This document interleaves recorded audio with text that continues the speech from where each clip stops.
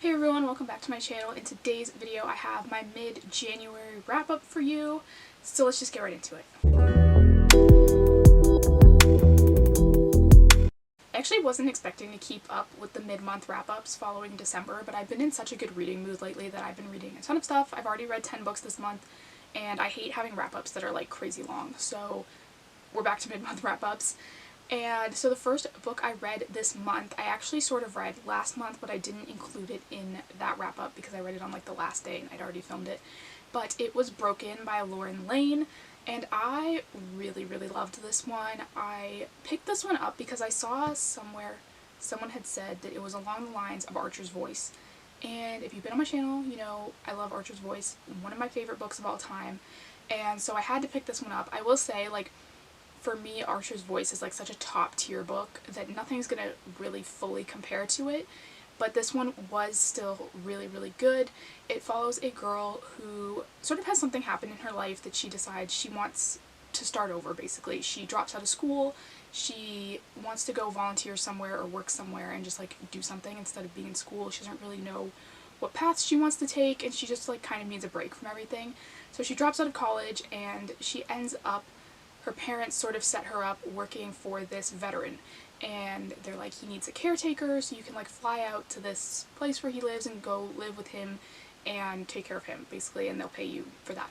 So she goes thinking this guy is gonna be like an old man, and of course he's not. He's actually like, I think he's 25 when she shows up, but he is such a jerk to her when she shows up. This one is such a grumpy sunshine trope book. Like, he is just super miserable about everything. He's constantly complaining. He hates that she's there. All the other like caretakers have been like, have left because of him, and this girl is sort of his last chance, and he sort of ends up stuck with her.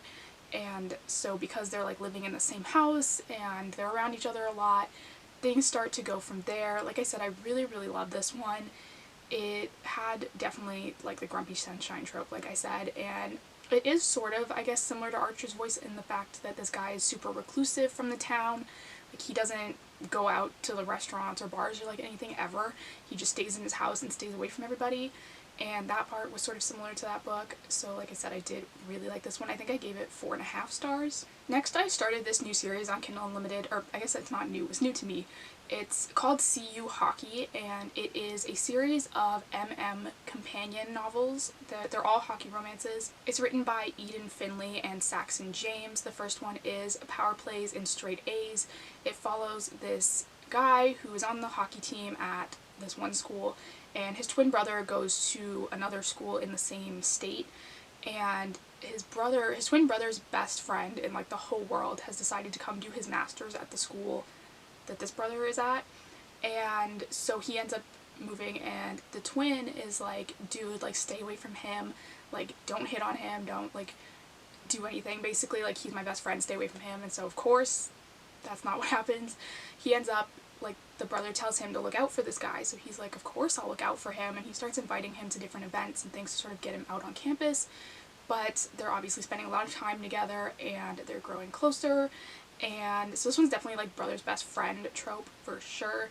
It was really good. It was like exactly what I needed at the time. I feel like just like a good hockey romance. I gave this first one 4 stars, I'm pretty sure, maybe 4.5, because I did, like, at the time I really did love it. It may not necessarily be a 4.5 star book to me forever, but at the time it was exactly what I was looking for.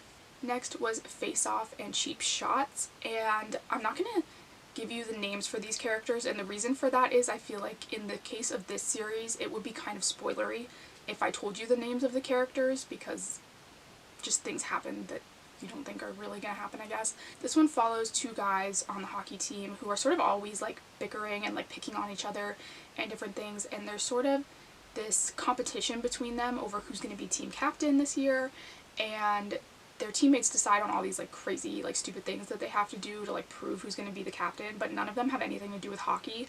They're like running across campus naked, or like they end up kissing each other and different things, and that sort of starts this whole thing that goes down.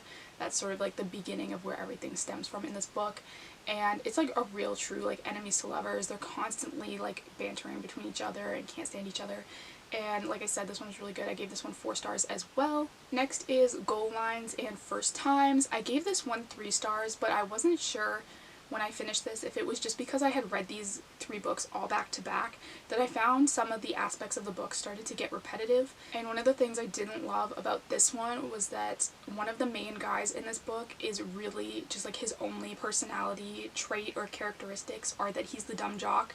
Like, he constantly is talking about how stupid he is and how dumb he is and how he doesn't catch on to anything, and that just like really started irritating me, like beyond like the first couple times he said it. I was like, okay, we get it, like if you want to make the character the dumb jock, like do it, but you don't need to like throw it in everyone's faces over and over again that this guy is dumb. And that just like really irritated me throughout the book. And so like I said, I gave this one 3 stars. This one is sort of along the lines of, if you've read Top Secret by Serena Bone and Elle Kennedy, it's sort of got the similar sort of vibes where these 2 guys meet each other online and they don't know that they know each other in person, and they are like connecting and getting closer, and they sort of have agreed not to meet up yet, and they don't want to know who the other one is, but they're kind of falling for each other, and like I said, they don't know that they know each other in real life, but they do. So sort of that whole thing that you're watching unfold. And like, it was a good book at its core, but like I said, I just didn't like the whole dumb jock thing, and I found that some things were getting repetitive with this one. So I decided to take a break from the series. I do think I'm going to pick up I believe there's 2 more books. I do think I will read them. I don't know when, but it's not that like the series is bad or anything. It's just I think I read them 2 back to back to enjoy them. So hopefully in the future I can pick up those other 2. Next was Worth the Fight by Vi Keeland. I gave this one 2 stars, I think. I really didn't like this one. I found it was way too, like, I wanted to say insta-love, but it wasn't even love. It was just like way too insta-lusty. Like, this girl is a lawyer, and this like wrestler or fighter comes into her lawyer's office one day because he's trying to get out of some like endorsement contract or something. And literally as soon as they meet, they're like both obsessed with each other, and she's like seeing someone, and she literally breaks up with that other guy like right off the bat when she meets this guy. And I was just kind of like, it seemed a little excessive for like, she literally met this guy for 5 seconds, she didn't even know like anything about him, and she was just like, nope, like I have to have him. And I was just kind of like, okay, didn't really vibe with that. It just follows basically him getting back in the ring. He has had some issues in the past where his opponent actually died in the ring, although it wasn't like directly his fault. The opponent had like some pre-existing medical condition no one knew about, but he sort of blames himself, so it's like him struggling to kind of cope with that. And she's got like her own issues that she's dealing with, and it's sort of supposed to be one of those books where like, oh, they're both broken but they found each other kind of thing. But like I said, it was just way too like, as soon as they saw each other they were like, yeah, we're gonna get together. And I was just kind of like, why? Like, I don't know. I couldn't really buy into the romance because there was no like building of their attraction. It was just like, yes, I'm gonna break up with this dude I've been seeing for a while because you walked into my office, and that just kind of bothered me the whole time I was listening to this one. Next was Voyeur by Fiona Cole. I've been seeing this one around for a long time and always thought I would pick it up. It was one of those ones that I was waiting until I got Kindle Unlimited to read. And so of course I finally got Kindle Unlimited, so I finally read it. I think I gave this one 4 stars. It wasn't exactly what I was expecting. This one basically relies very heavily on the setting, and I feel like that's what everyone talks about. Is if you hear anyone talk about this, they'll say that it is basically a sex club that this girl works in while she's in college, but it's more like the people that come to this club just like stand behind this like one-way mirror kind of thing, or they can be in the room with her, but like basically they're like nowhere near her, and she's either like by herself or like with a guy or whatever, and they just like sit there and like watch her. And that part wasn't what I thought it was going to be. It was a lot more like detailed in that than I was really picturing when people described this book. There was so many like different little aspects of it, which I thought was kind of interesting. But this one follows a girl who works at this club, obviously, and she doesn't know who's really watching her when they're behind the like one-way glass, because like obviously she can't see them. But basically this guy keeps going to see her, and he ends up finding out that she is his student when like the semester starts up again, and she walks into class, and he's just like, oh my god, like I can't believe I've been doing this, basically. But he's also like kind of obsessed with her, and he keeps going to this club even though like he knows he shouldn't. And he's also growing close to her in person because she becomes sort of like his TA, I guess, where she's like working with him all the time in his office. and so they're just like getting closer like everywhere pretty much. And this one is obviously like got that like taboo student teacher thing going on. Definitely, like I said, wasn't really what I was expecting, but also kind of exactly what I was expecting. So I don't know, this one was weird because I had heard about it for so long. I feel like I had really high hopes, and I was just kind of like, it was good, but it wasn't like crazy good. So I don't know if I'll continue on with the series. I've heard from a lot of people that like the other books aren't as good as this one, and I didn't like love this one, so I'm a little like iffy on that. But if you've read the rest of the series, let me know. Maybe I'll read it. I don't know. Next was My Best Friend's Sister by QB Tyler. I have been really loving QB Tyler's books lately. I read Forget Me Not and another one I want to say I can't think of off the top of my head though. But I really have just been loving them. She writes really well. And so I picked this one up. It's just a novella. It's exactly what it sounds like, My Best Friend's Sister. It's about a girl who is living in, I believe she's in New York, and her brother's best friend is also living there. And her brother calls this guy and he's like, you should look out for my sister and whatever. And he's like, okay, but obviously he ends up looking out for her a little too well, and they start spending a lot of time together. This one's only about 100 pages. It's a little novella. It was really good for what it was. I gave this one 4 stars. I never know how to rate novellas because I feel like you can't be like, oh, there was so much character development, because there's not. And it was what I was looking for. It was a brother's best friend thing, and that's like pretty much all I wanted, so it delivered on that front. Next I read Love Unexpected by QB Tyler, and this one is sort of more of a forbidden romance, I guess. It follows a girl who ends up with her stepfather, which is kind of weird. I mean it is weird, but like she's like 18 in this book and he's like 40 something, and so there's obviously like a massive age gap there, and also like he was with her mom, so that's like kind of weird. I found with this one, it was one of those ones where you really just have to suspend your disbelief. Like, I was reading this and I constantly was like blocking out in my head the fact that they were like step family, I guess. And for me, there was 2 things in this book that bothered me. Other than that, I think it would have been like a 5-star book for me probably. The first one was the fact that a lot of the times when they were getting together, one of them would say something like, oh, this is how we're dealing with the grief of like losing the mom and his wife. Like, they'd be like, this is how we're grieving, like, by getting together. And I feel like that, to me, took the book from being like, oh yeah, they were always meant to be. It took it from that to being almost like predatory. Like, she's grieving, he's grieving, and he is going after her while she's grieving. And so I didn't like that they kept bringing that up like over and over again, because I was like, why are you reinforcing in my mind that this shouldn't be happening? And I just found that that happened a lot in this book, and I was kind of, it was making it cringy to me, and I was just like, I don't like that. And the other thing was, I should have seen this coming, but apparently I'm really dumb and did not see this coming, because this book is also big on the use of a daddy, which I hate in books. I've said this before. There's only 2 things I can't stand in books, and that is one of them. And I should have seen it coming. Like I said, I should have known based on just even the plot of this book that that was going to be a thing that happened. But for whatever reason, I did not think that that was going to be a thing, and it was, so I was kind of sad about that. Like I said, without those 2 things, I think this book could have been really good, because I was like really rooting for their relationship when I blocked those 2 things out. But those were just like my opinions. I know the second one is just like really just like personal preference, is something I hate. But the first part with like the grieving, I felt like was just like unnecessary and took me out of the story, which I didn't like. But like I said, I do love QB Tyler's books, so like I would still absolutely read another one. I just don't think that this book was particularly the one for me. I gave it 4 stars because, like I said, it was good, and half of my issues with the book were personal, so I don't really know about this one. Next was Stolen Heir by Sophie Lark. This is the second book in the Brutal Birthright series. This one follows Nessa and Miko. Miko kidnaps Nessa to sort of, he wants to divide her family and sort of overtake, I guess, their mafia turf, I guess you could say. And so he kidnaps their youngest daughter, thinking like that will get them. But he doesn't really want anything to do with Nessa, so he brings her to this like big secluded mansion and sort of just like locks her in there.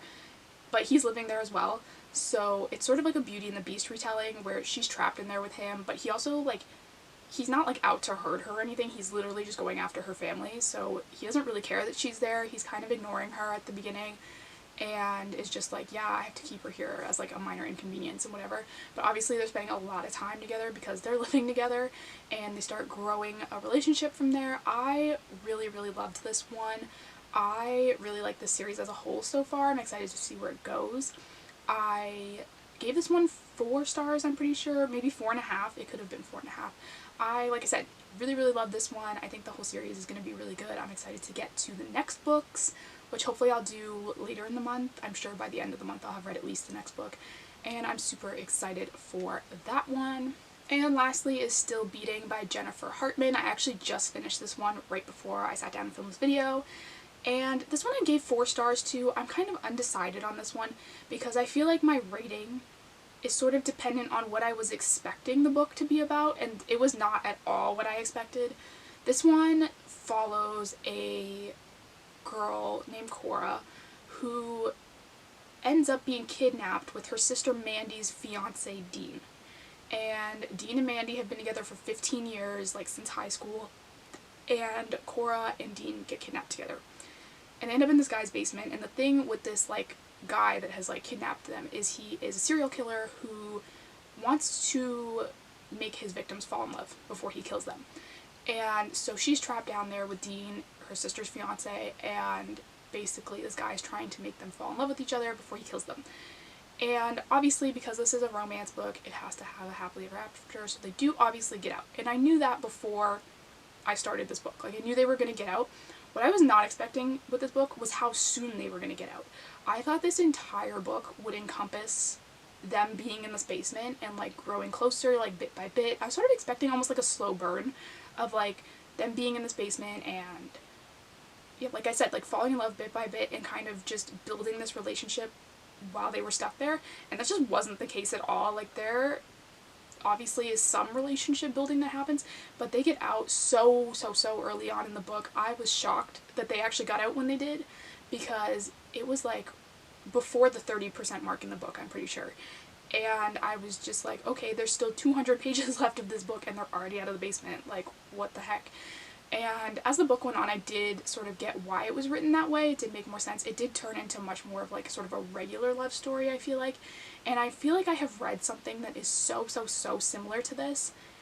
And for whatever reason, I just can't put my finger on what it is. I want to say it might have been The Coincidence of Callie and Caden by Jessica Sorensen. That one sort of sticking in my head is like, maybe that's the one I'm thinking of that was very similar to this towards the end. But it deals with a lot of things, and this one, obviously, it's a dark book. It deals with a lot of issues. But I will say that like the main issues in this book are not graphic. Like, there wasn't a lot of times in this book where I was like, wow, I wish they hadn't like done that. Like, a lot of the scenes were fade to black. A lot of the sort of things that were like terrible that happened were kind of not dragged out. They were just like, okay, this happened and now we're moving on, or like now it's 3 days later or whatever. And so I really appreciated that. I feel like it didn't sort of linger on the darker moments. I gave this one 4 stars. Like I said, I'm still not sure how I feel, because I think as a book, if I had had 0 expectations, I probably would have really loved this one.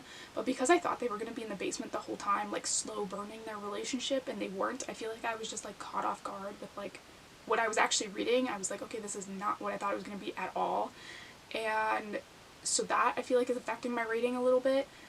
But it was really good. Like, I would recommend this one for sure if you like darker books. Like I said, definitely a darker book. Look up the trigger warnings for this one, because there are probably a million. But I did really like this one, like I said. And so those are all the books I've read so far this month. Thank you guys so much for watching. Don't forget to hit the subscribe button down below. I do new book videos every single week. And I'll see you next time.